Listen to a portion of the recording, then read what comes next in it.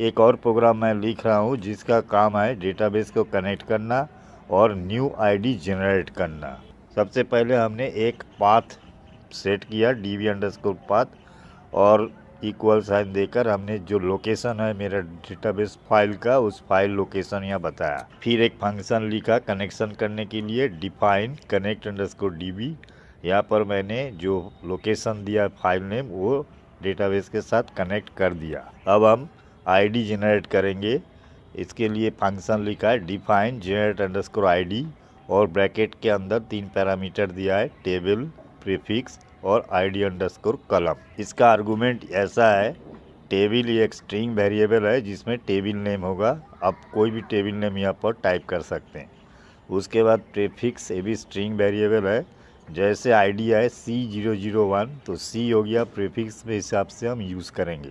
Accounts master के लिए A00 है तो A इस्तेमाल करेंगे, तो इस तरीके की प्रीफिक्स को इस्तेमाल करेंगे।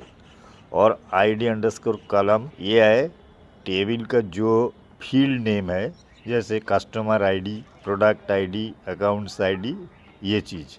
हमें टेबल में जो आईडी मैक्सिमम नंबर है उस नंबर को स्टोर करना है, तो इसके लिए हमने क्वेरी लिखना है सिलेक्ट ब्रैकेट में id_column, मतलब टेबल का उस पर्टिकुलर कॉलम को यहाँ रेफर किया है।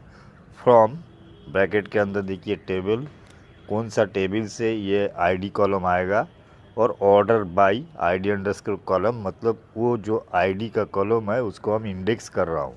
कैसे, डिसेंडिंग ऑर्डर में हमने इसको इंडेक्स किया और जो सबसे बड़ा नंबर हुआ उसको हमने नीचे REC रिकॉर्ड इक्वल car.fetch1, मतलब उस REC वेरिएबल में स्टोर कर लिया उस सिंगल रिकॉर्ड को। उसके बाद हम इफ लॉजिकल कमांड लिखा है, लास्ट एक वेरिएबल बनाकर वो जो आईडी है उसको 2 पार्ट किया, जो टेक्स्ट पार्ट है उसको अलग किया और जो न्यूमेरिकल पार्ट है उसको अलग किया। उसके बाद न्यूमेरिकल पार्ट के साथ 1 ऐड कर दिया तो हमें न्यू आईडी मिल गया।